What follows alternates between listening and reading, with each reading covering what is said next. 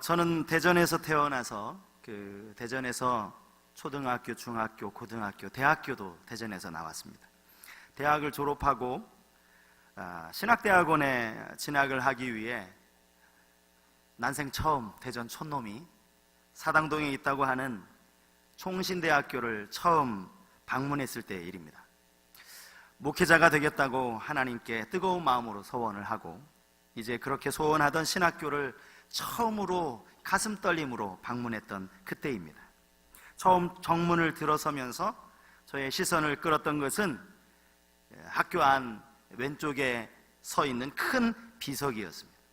거기에는 학교의 교훈이라고 할 수 있는 5개의 문장이 새겨져 있었습니다. 신자가 되라, 학자가 되라, 성자가 되라, 목회자가 되라, 전도자가 되라. 제가 그를 읽으면서 역시 신학교는 다르구나 이런 생각을 하면서 참 신기하듯이 한참을 쳐다보고 있었는데, 다른 문장은 제가 다 이해가 되는데 이해가 되지 않는 문장이 하나가 있었습니다. 그것은 첫 번째로 기록되어 있는 신자가 되라 라는 글이었습니다.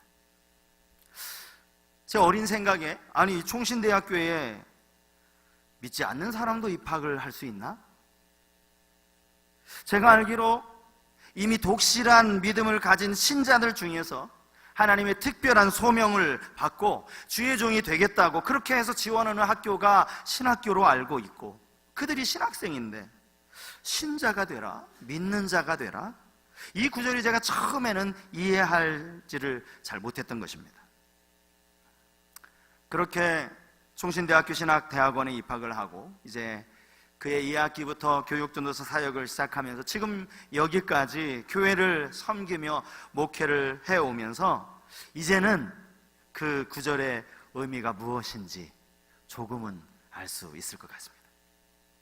신학교에서 말하는, 신학생들에게 전하는 이 신자가 되라는 이 말은 예수 믿지 않는 사람들에게 전하는 예수 그리스도를 믿는 신자가 되라는 그런 의미가 아닙니다. 이미 예수를 믿는 사람들에게, 더 나아가서 목회자가 되겠다고 하는 사람들에게 끝까지 계속해서 어떠한 상황에서든지 흔들리지 않고 그 믿음을 잘 지키고 잘 유지하는 그런 신자가 되라라는 그런 의미의 교훈이라는 사실입니다. 그런 의미에서 보면 고 한경진 목사님께서 은퇴하신 이후에 많은 후배 목회자들이 이제 목사님을 뵙고 목사님께 인사드리러 왔을 때 한결같이 하셨다는 말씀, 예수님 잘 믿는 목사님들 되십시오, 이 말씀의 의미가 무엇인지 그것도 이해가 할 수 있는 그런 말씀이었습니다. 여러분, 믿음이 무엇입니까? 믿음은 하나님께서 우리에게 주신 선물이라는 사실을 우리는 이미 알고 있습니다. 하나님이 우리에게 선물로 믿음을 주신 것입니다. 내가 스스로 결정해서 예수를 믿은 것 같지만 알고 보면 사실은 하나님께서 먼저 우리를 택하시고 우리에게 믿을 수 있는 이 믿음을 주셨다는 거예요. 그러나 믿음은 여기에서 끝나는 것이 아닙니다. 구원받은 믿음이 있다면 이제 이미 구원받은 자로서 살아가면서 이 땅에서 잘 유지하며 살아가야 하는 삶 속에서 보여드려야 하는 그러한 믿음이 있다라는 것입니다. 오늘 이 본문에는 아주 딱한 사연을 가지고 있는 한 아버지가 등장합니다. 그에게는 어릴 때부터 이상한 병을 알아온 불쌍한 아들이 있었습니다. 여러 병원을 왜 찾아다니지 않았겠습니까? 유명하다는 의사를 왜 만나보지 않았겠습니까? 검사는 다 받아보았지만 병의 정확한 원인조차 알 수가 없었습니다. 왜 이런 증상이 나타나는지 원인을 알 수 없는 병에 걸린 것입니다. 오늘 이 본문과 똑같은 구절을 마태복음과 누가복음에도 기록을 하고 있는데요, 마태복음 17장에 보니까 이 아들의 병에 대해서 여기는 간질이었다라고 그렇게 기록을 하고 있습니다. 제가 다니던 주일학교 때, 학생회 때 다녔던 그 교회에서 9시에 이제 우리 청소년들만 따로 예배를 드렸는데요, 막 예배를 열심히 목사님 말씀을 집중해서 듣고 있는데 저 한 구석에서 막 비명을 지르는 제가 그때 이제 학생이었으니까 아마 저보다 나이가 많은 누나였던 것 같아요. 간질이 발동을 한 겁니다. 이 마룻바닥을 뒹굴뒹굴 구르면서 막 그 이상한 계엄을 내는데 한편으로 무섭기도 했고, 불쌍하게 여겨지기도 했습니다. 간질. 또 오늘 이 본문에서는 그가 말 못하는 귀신, 벙어리 귀신이 들렸다라고 그렇게 말씀을 하고 있습니다. 부모로서 가장 마음이 아픈 때가 언제입니까? 자식이 고통당하는 것을 보면서도 아무런 도움을 줄 수 없을 때 아닙니까? 차라리 내가 아팠으면 좋겠다, 우리는 그런 말을 수도 없이 합니다. 그런데 그게 말처럼 되지 않아요. 그래서 더 아픈 것이 부모의 마음입니다. 오늘 본문에 등장하는 아버지의 마음이 그러한 마음 아니겠습니까? 그런데 오늘 이 본문의 이 병행구절이라고 할 수 있는 누가복음 9장 38절에 보면 이 아들에 대한 또 하나의 아주 중요한 사실을 하나 발견할 수 있습니다. 무리 중에 한 사람이 소리질러 이르되 선생님 청컨대 내 아들을 돌보아 주옵소서. 이는 내 외아들이니이다. 이 귀신 들린 아들이 아버지에게는 하나밖에 없는 독자 외아들이었다는 사실입니다. 여러분, 아들이 10명이어도요 그 중에 하나가 아프면 가슴이 찢어지는 것이 부모의 마음 아닙니까? 그런데 하나밖에 없는 외아들이 지금 이렇게 죽을 병에 걸려서 고통을 당하고 있는 아버지의 마음이 어떻겠습니까? 오늘 본문 18절 말씀입니다. 귀신이 어디서든지 그를 잡으면 거꾸러져 거품을 흘리며 이를 갈며, 제가 청소년 때 봐도 똑같은 모습입니다. 파리해져 가는지라 내가 선생님의 제자들에게 내쫓아달라 하였으나 그들이 능히 하지 못하더이다. 이 말은 귀신 들린 이 아들의 아버지가 한 말 아닙니까? 하나밖에 없는 아들이 귀신에 사로잡혔을 때 그 아들이 보였던 행동을 이렇게 자세하게 묘사할 수 있는 이유가 뭐겠습니까? 그 아들의 행동 하나하나가 아버지의 머릿속에는 너무너무나 선명하게 기억이 되는 거예요. 우리 아들이 발작 일어났을 때 어떤 행동을 보였는지 너무나 선명한 것 아닙니까? 그때마다 아버지는 심장이 녹아내리는 그런 고통을 겪었을 것입니다.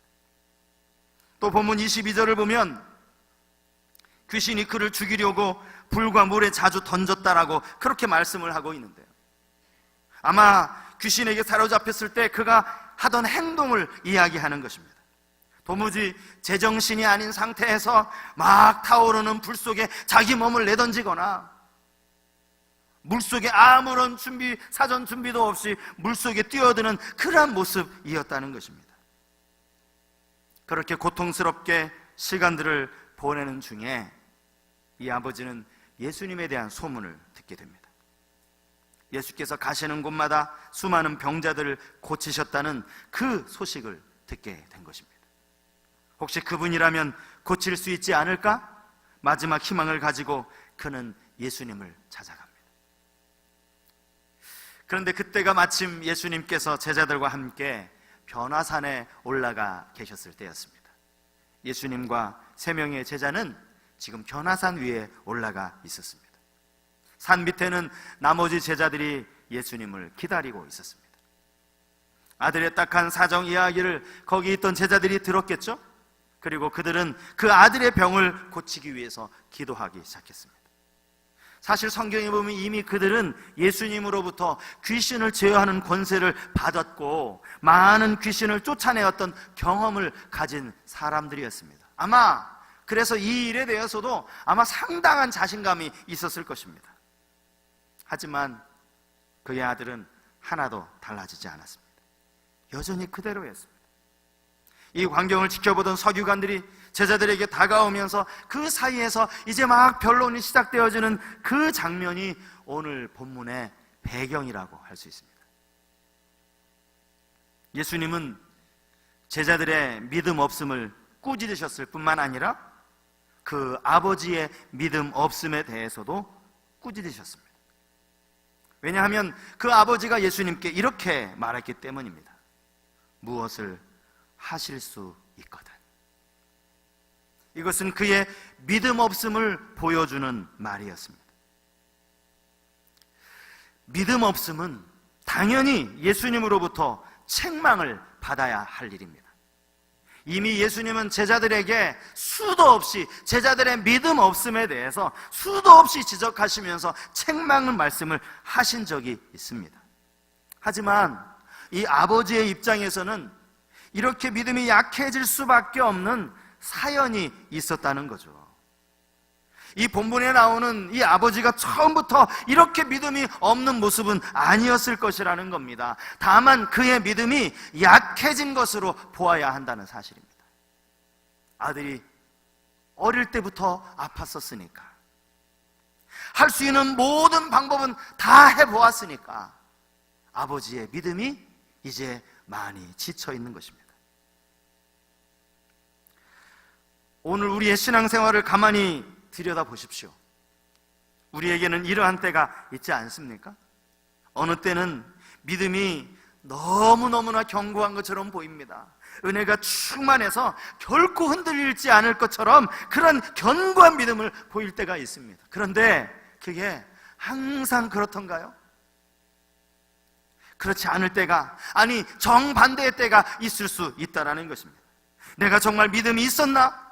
그 견고한 믿음은 도대체 어디로 갔는지, 너무나 나약해진 나의 믿음을 보면서 나 자신의 그 영적인 모습에 내 스스로 낙심하며 절망할 때가 혹 있지 않습니까? 어쩌면 그래서 오늘 이 본문에 나오는 이 아버지의 믿음 없음에 대해서 예수님은 책망하실 수 있을지 몰라도 우리는 책망할 만한 양심의 자격이 없는 사람들, 우리는 이 아버지를 책망할 만한 그러한 자격이 없는 사람이에요. 왜냐하면 그와 우리가 별반 다르지 않기 때문입니다. 그렇다면 여러분, 여기서 우리가 한번 생각해 봐야 되잖아요. 우리의 믿음도 약해질 수 있습니다. 나의 믿음도 약해질 수 있어요. 나의 믿음이 연약해질 때 그것을 극복하기 위해서 우리가 어떻게 해야 되는가? 저는 오늘 본문에서 두 가지를 함께 생각해 보기를 원합니다. 첫 번째로는 있는 그대로를 인정하고 도움을 구하라는 것입니다.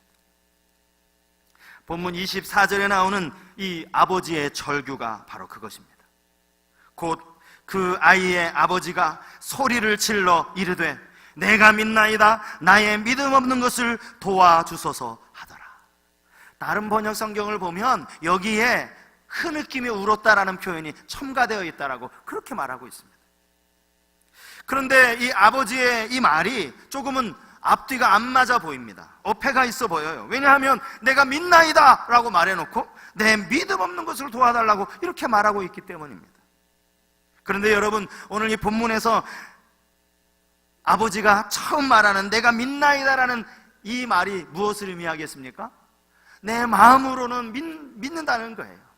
내가 이것이 믿는 것이 소원이라는 거예요. 그러나 실제 삶에서 살아가다 보면 내가 믿음이 있는 것 같은, 내가 믿기를 원하는데 내 믿음이 어디로 갔는지, 이 현실의 벽이 너무너무나 높은 나머지 내 믿음이 어디로 갔는지 현실에 짓눌려 버리는 그런 모습, 그런 절규가 이 안에 담겨 있다는 겁니다.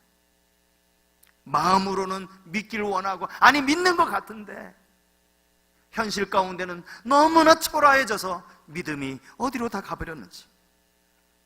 이 귀신 들린 아들을 둔 아버지는 예수님께 변명하지 않습니다. 어쩌면 사실 제 생각 같아서 좀 변명을 해도 될 것 같아요. 이유가 있잖아요. 이 아들이 어려서부터 이런 고통을 지금까지 당하고 있었다고, 한두 번 겪은 일이 아니라고 얼마든지 변명할 수 있지만 이 아버지는 변명하지 않습니다.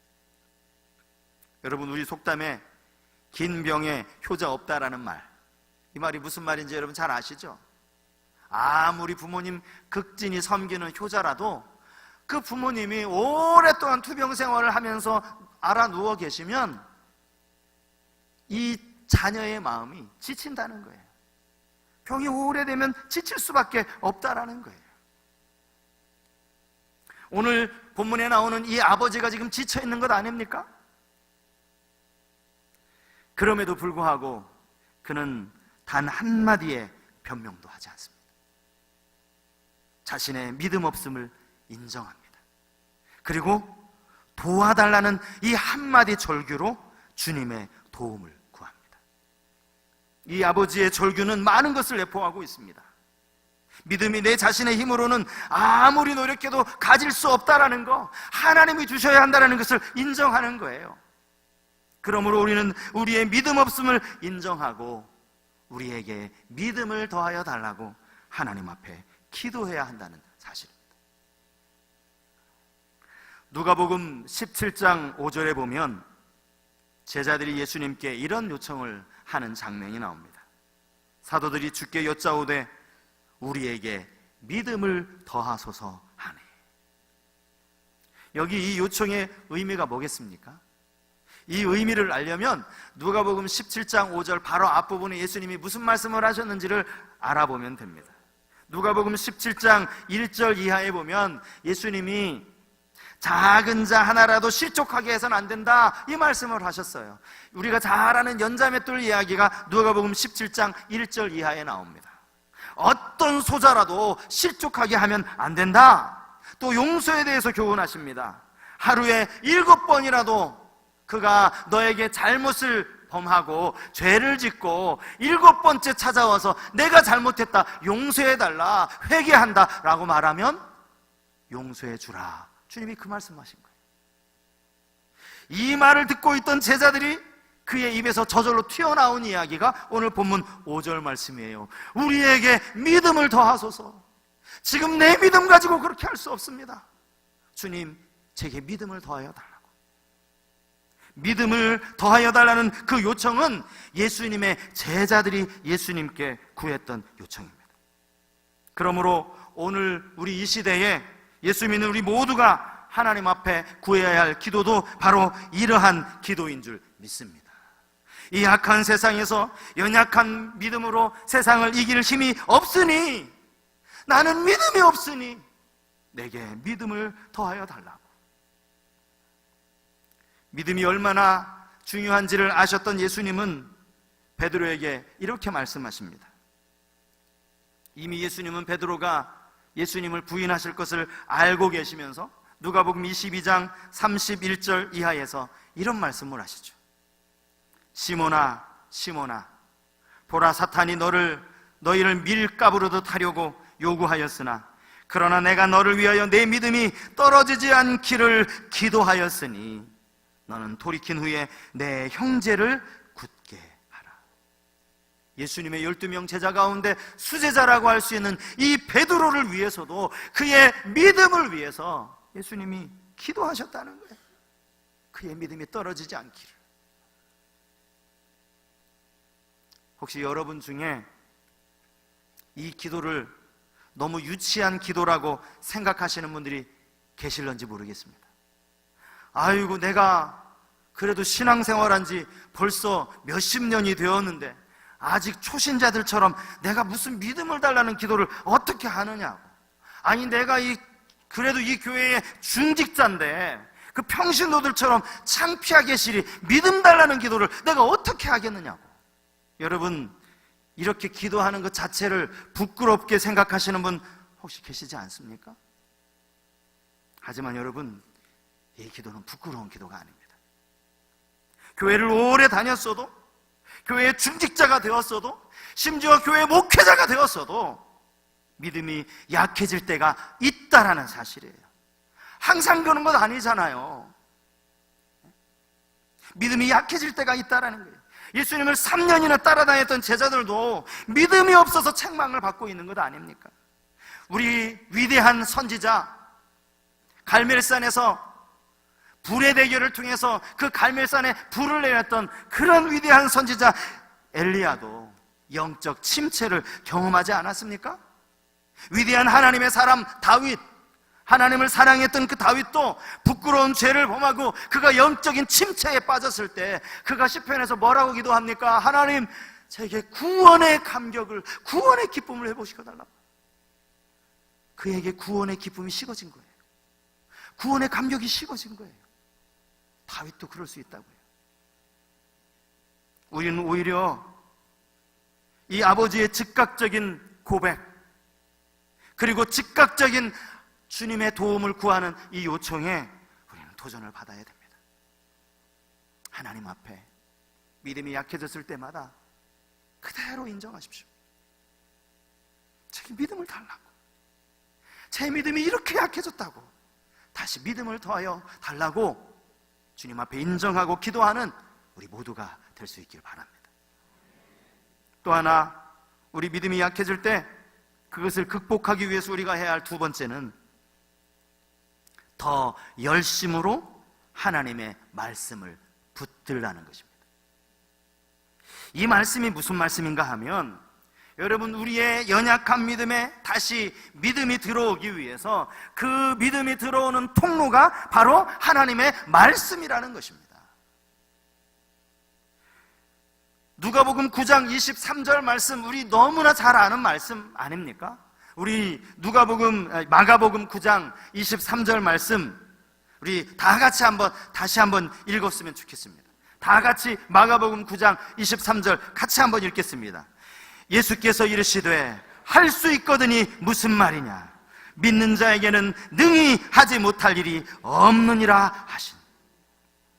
여러분, 우리 가운데는요, 이 말씀 한 구절 때문에 힘을 얻고 다시 용기를 얻고 다시 하나님을 바라고 하나님 앞에 나아간 사람이 분명히 있을 거예요. 이 말씀 한 구절, 그래, 믿는 자에게는 능치 못할 일이 없다고 하셨어. 주님의 말씀이야. 그래서 이 말씀을 붙잡고 다시 소망을 얻는 거예요. 이 말씀 한 구절 때문에 다시 희망을 붙드는 거예요. 제가 목회하면서 많은 성도님들을 신방할 때마다 이런 분들을 참 많이 만납니다. 이런 저런 어려움을 겪고 있다고 해서 그를 어떻게 위로해야 되나, 그런 마음을 가지고 그분에게 찾아가면 그분은요, 이미 자기가 알고 있는 하나님의 말씀을 묵상하는 거예요. 그리고 그 말씀을 입술로 선포하는 거예요. 제가 가면 이미 상황이 다 종료됩니다. 하나님의 말씀을 붙들고 말씀을 묵상하고 말씀으로 선포하고 다 해결된 거예요. 말씀이, 목사가 신방을 하기도 전에 이미 말씀으로 그의 믿음이 회복이 되는 그런 모습들을 저는 얼마나 많이 보아왔는지 모릅니다. 이게 바로 살아있는 말씀의 능력 때문입니다. 여러분, 마가복음 9장 23절 말씀이 성경 여러 곳에 기록된 것 같으시죠? 믿는 자에게 능치 못함이 없다. 사실은요, 성경 66권 가운데 여기 딱 한 번 기록되어 있습니다. 마태복음에도 누가복음에도 이 구절 나오지 않아요. 그런데 우리는 이 구절 얼마나 잘 압니까? 얼마나 어려울 때마다 이 구절을 붙듭니까, 여러분? 이 구절과 똑같지는 않은데 이와 비슷한 구절이 한 군데 나오는 데가 있습니다. 그게 어디냐 하면 누가복음 1장이에요.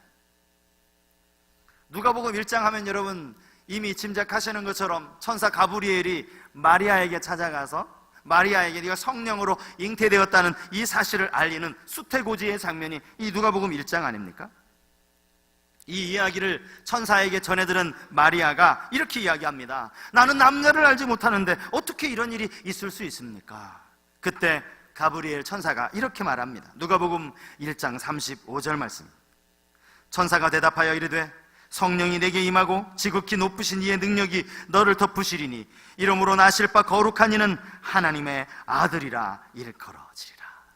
자, 그 다음에 37절에 천사가 이런 말을 합니다. 대저 하나님의 모든 말씀은 능하지 못하심이 없느니라. 비슷한 말씀이죠? 하나님의 모든 말씀 안에는 능력이 있다라는 거예요. 불가능을 가능케 하는 하나님의 능력이 그 말씀 안에 있다라는 거예요. 말씀 그것 자체가 능력이기 때문에 그 말씀을 믿을 때 거기에 능치 못하심이 없다라는 그 이야기를 천사가 하고 있는 것 아닙니까? 우리의 믿음이 약해질 때 하나님의 말씀이 우리의 믿음을 견고케 한다는 사실을 여러분 기억하실 수 있길 바랍니다. 마가복음 9장 23절, 여러분 이 구절 뿐입니까? 여러분, 제가 이 새벽에 여러분들 기도 제목 그 카드를 보고 이렇게 기도하면서 앞에 성경 구절을 쓰시도록 이렇게 난을 만들어 놨잖아요. 거기에 여러분들이 적어놓으신 성경 구절 하나하나가요, 제가 그 구절을 읽으면서도 얼마나 희망이 생기고 얼마나 소망이 생기고 기쁨이 생기는지 몰라요. 여러분, 말씀 하나씩 다 붙들고 계시잖아요. 말씀 한 구절이 우리에게 놀라운 힘을 가지고 있다는 사실이에요. 아직 여러분 혹시 이런 경험을 하지 못하신 분이 계시다면 마가복음 9장 23절, 지금부터 여러분 이 구절 한번 암송해 보십시오. 그리고 여러분들이 어려운 일이 생기고 낙심된 일이 생길 때 다시 이 구절을 여러분 머릿속으로 암송해 보시기 바랍니다. 이게 자기 최면을 걸라는 그런 이야기가 아닙니다. 이게 최면수를 걸라는 이야기가 아니에요. 하나님 말씀 그것 자체가 능력이 있기 때문에 말씀을 붙들라는 거예요. 로마서 10장 17절 말씀은 우리의 믿음을 견고하게 만드는 것이 하나님의 말씀이라고 우리에게 가르치고 있습니다. 그러므로 믿음은 들음에서 나며 들음은 그리스도의 말씀으로 말미암았느니라. 말씀의 능력에 대해 가르치는 구절은 디모데후서 3장 15절, 우리가 잘 알고 있는 이 유명한 말씀이죠. 또 어려서부터 성경을 알았나니 성경은 능히 너로 하여금 그리스도 예수 안에 있는 믿음으로 말미암아 구원에 이르는 지혜가 있게 하느니라.